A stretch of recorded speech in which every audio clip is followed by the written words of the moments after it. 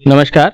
इस समय हमारे साथ हैं प्रदेश ओबीसी महासचिव कांग्रेस सुनील कुमार जी। इनसे कुछ सवाल करने हैं, ऐसे सवाल कि जिन पर चर्चाएं समाज में शुरू हो गई हैं, यानी 2027 का आगामी विधानसभा चुनाव। ये चुनाव जिसमें कैंडिडेट्स को लेकर असमंजस की स्थिति हमेशा की तरह कांग्रेस में एक बार फिर देखी जा रही है। दूसरी पार्टीज के दूसरी जितने भी कैंडिडेट्स हैं, आप सब मैदान में तकरीबन आपको दिखाई दे रहे हैं सिवाय कांग्रेस के। क्या है, 2027 का चुनाव आ रहा है, तमाम भाषणबाजी शुरू हो चुकी है, समीकरण बैठाए जा रहे हैं, आपकी पार्टी का कहीं कोई कैंडिडेट नजर नहीं आ रहा। देखिए, सबसे पहले तो जनता के हितों की बात करने के लिए, जनता के मुद्दों को उठाने के लिए मैं आपको बहुत बहुत धन्यवाद देता हूं।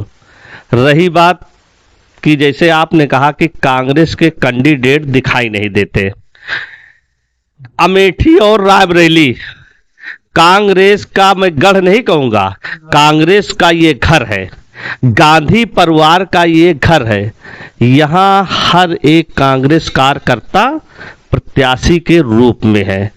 तो अपने घर में ना तो राजनीति की जरूरत होती है और ना ही दिखावे की जरूरत होती है, क्योंकि परिवार हमेशा से परिवार रहा है और अमेठी रायबरेली हमेशा से कांग्रेस परिवार का घर रहा है, गांधी परिवार का घर रहा है।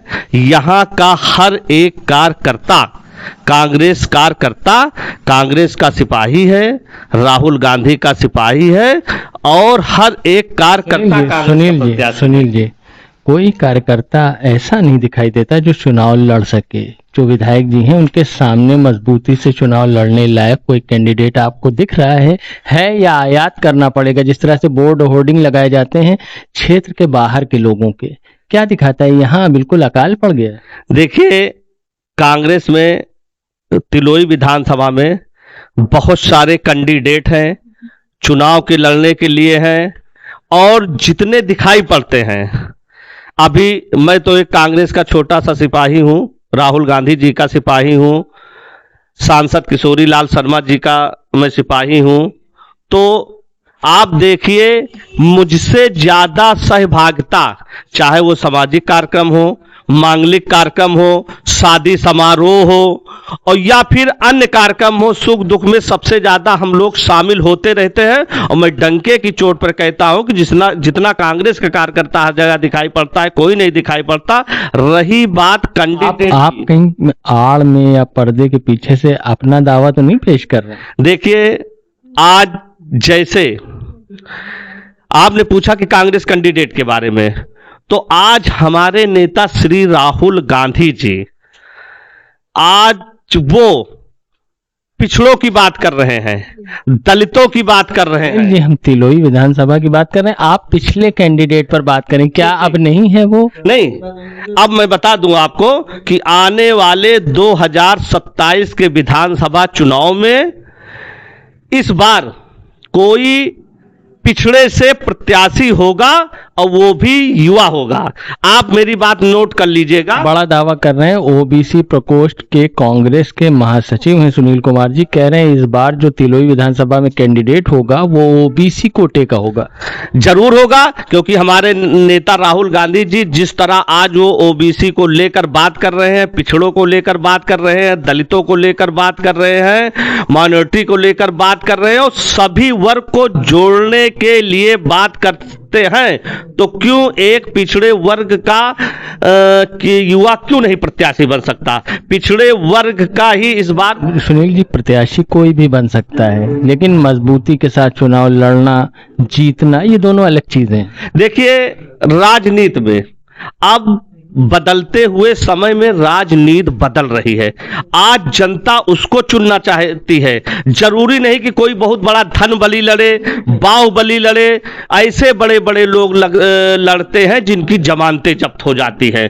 तो एक राहुल गांधी जी ने असम में ले लीजिए, बंगाल में ले लीजिए, केरला में ले लीजिए, ऐसे ऐसे लोगों, आम कार्यकर्ता को टिकट दिया है कि जिनको कोई सोच नहीं सकता, जिनके पास धन नहीं है। आज जनता उसको चुनना चाहती है कि कौन मेरे बीच में बैठ सकता है। तो इसका मतलब यह है कि कैंडिडेट ओबीसी का होगा, निर्धन होगा। देखिए, वो कांग्रेस कार्यकर्ता होगा और आपके विधानसभा का होगा, तिलोई विधानसभा का होगा, कांग्रेस कार्यकर्ता होगा, राहुल गांधी जी का सिपाही होगा, कांग्रेस का सिपाही होगा और आदरणीय सांसद किशोरी लाल शर्मा जी का सिपाही होगा, क्योंकि जो कांग्रेस का सच्चा सिपाही होगा वही कांग्रेस का प्रत्याशी होगा। सब आप बता देंगे, केवल नाम नहीं बताएंगे। देखिए, जो शीर्ष नेतृत्व तय करेगा, राहुल गांधी जी तय करेंगे, प्रियंका गांधी जी तय करेंगी, कांग्रेस पार्टी तय करेगी, आदरणीय किशोरी लाल शर्मा जी तय करेंगे, जो भी प्रत्याशी होगा तिलोई विधानसभा का होगा। सुनील जी, आपकी बात से एक बात साफ हुई कि जो पिछला कैंडिडेट था वो इस बार कैंडिडेट नहीं होगा, ऐसा आपका आकलन है। देखिए, कांग्रेस का शीर्ष नेतृत्व जिसको चुनेगा वही कांग्रेस का प्रत्याशी होगा, वो कोई भी हो सकता है। और मेरा तो निजी आकलन है कि इस बार पिछड़े वर्ग से और कोई युवा प्रत्याशी होगा। सुनील जी, आपकी पार्टी में जिसे टिकट नहीं मिलता, जैसा आप कह रहे हैं शीर्ष नेतृत्व फैसला करेगा, टिकट नहीं मिलता वो पार्टी छोड़ के दूसरी तरफ से कैंडिडेट बन जाता है, ऐसा अनुभव रहा है तिलोई विधानसभा का। तो आप जिसे टिकट नहीं देंगे वो आपके खिलाफ मैदान में होगा। ये अनुभव सारी पार्टियों में है, ठीक। और जो कांग्रेस का सच्चा सिपाही होगा, जो राहुल गांधी का सिपाही होगा, प्रियंका गांधी का सिपाही होगा और आदरणीय सांसद किशोरी लाल शर्मा जी का सिपाही होगा, जिसके खून में कांग्रेस है और कांग्रेस एक विचारधारा है, पार्टी नहीं है, तो जो सच्चा कांग्रेसी होगा वो पार्टी छोड़कर कहीं नहीं जाएगा, चाहे टिकट मिले चाहे ना मिले।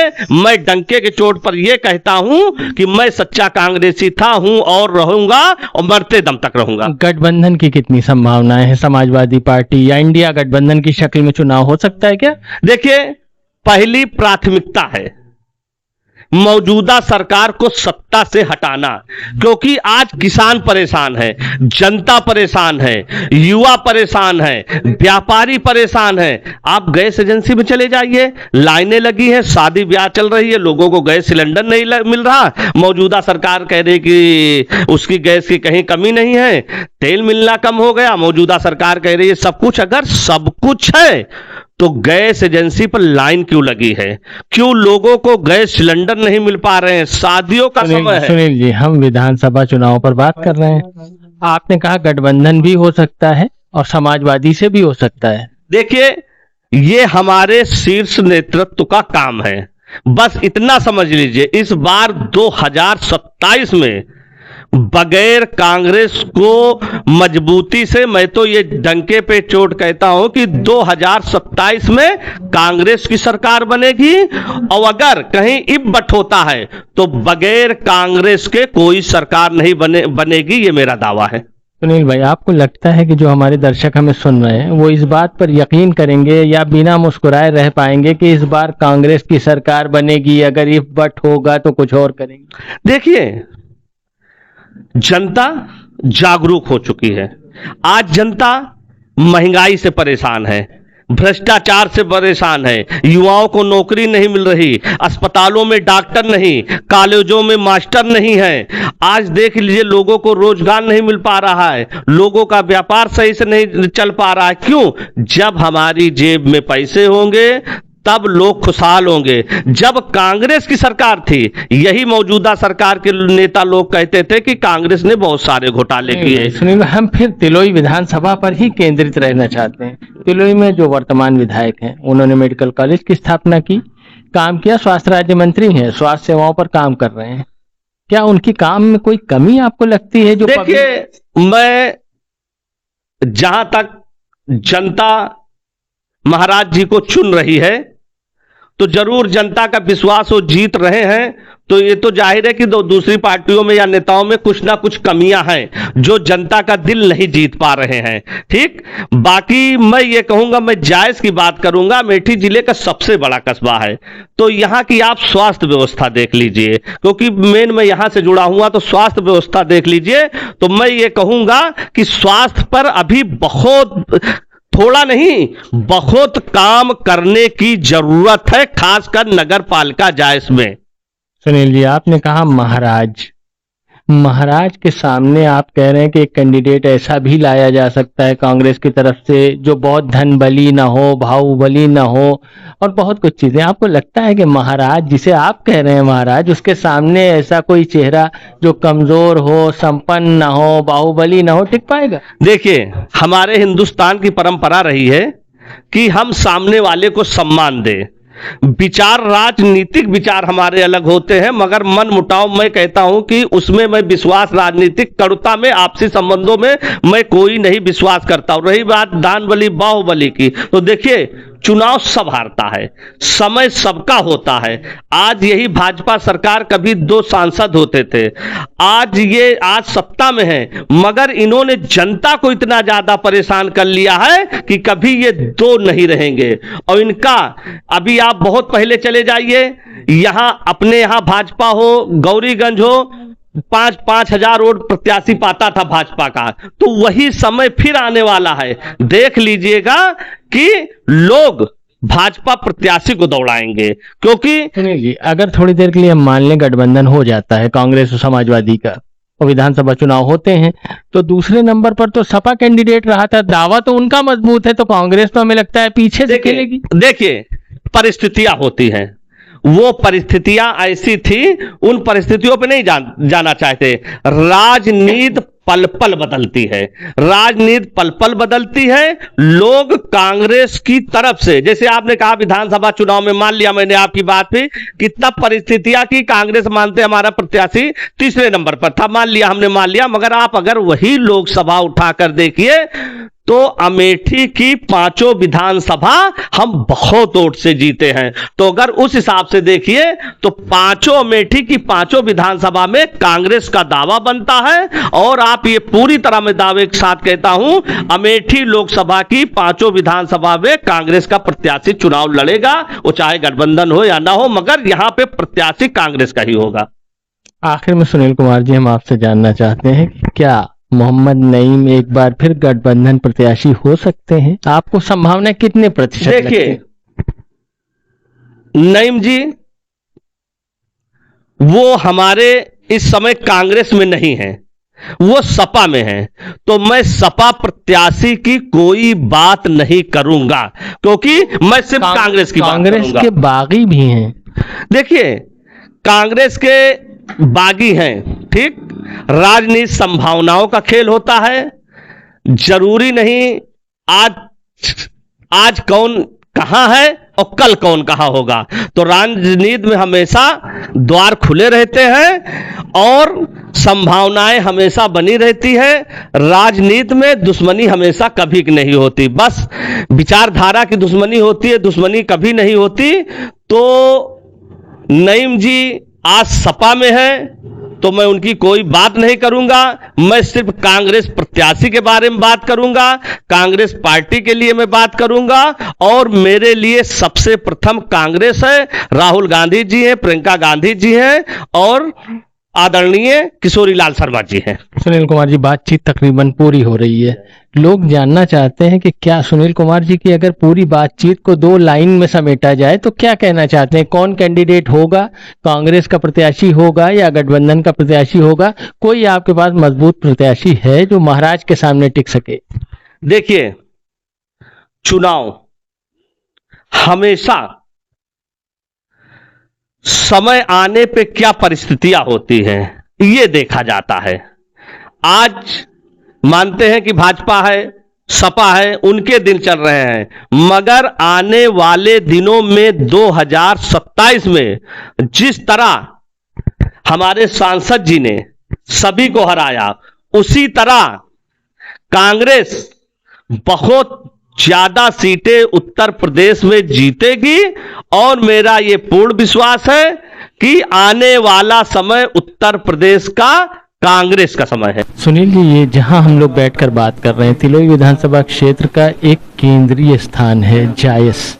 यहाँ पर विकास की हालत आप देख रहे हैं, किस तरह से लोग, सोशल मीडिया तो पटा पड़ा रहता है। जो वर्तमान में नगर पालिका परिषद अध्यक्षा हैं वो भी कांग्रेस की हैं, उनके जो 2-2.5 साल 3 साल गुजरे हैं उसे आप कैसे देखते हैं? देखिए, ये मेरे लिए बड़ी खुशी की बात है कि अमेठी और रायबरेली नगर पालिका की जनता ने कांग्रेस का चेयरमैन चुनकर भेजा। आज जो मौजूदा स्थिति है, मैं तो धन्यवाद देना चाहूँगा अमेठी अपने जायज़ के चेयरमैन मनीषा चौहान को और रायबरेली के चेयरमैन शत्रुघ्न सोनकर जी को, दोनों को, क्योंकि ये दोनों घर हैं। इतनी विपरीत परिस्थितियों में इन्होंने कांग्रेस को नहीं छोड़ा। जैसे अभी आपने एक सवाल किया था कि छोड़कर भाग जाते हैं, तमाम लालच आए, तमाम दबाव आए, मगर हमारी लोकप्रिय चेयरमैन मनीषा चौहान ने पार्टी नहीं छोड़ी, उसने विकास के कार्य किए। अभी दिखेंगे, अभी तो आपको, अभी मुझे पता चला, खुद चेयरमैन साहिबा ने बताया कि बहुत अच्छी और जायज़ की सबसे बड़ी समस्या दूर होने वाली है और मेरे ख्याल से बहुत जल्दी काम लगना शुरू हो जाएगा। मैं उनको यही कहूँगा, काम लग रहे हैं, आप लाइट के क्षेत्र में देखिए, आप पानी के क्षेत्र में लगातार काम चल रहा है। बाकी आप मुझसे बेहतर ये जानते हैं कि अगर कोई विपक्ष का विधायक हो, चेयरमैन हो, नेता हो, सांसद हो, तो उसके लिए कितना मुश्किल काम करना होता है, ये आप बेहतर जनता जानती है।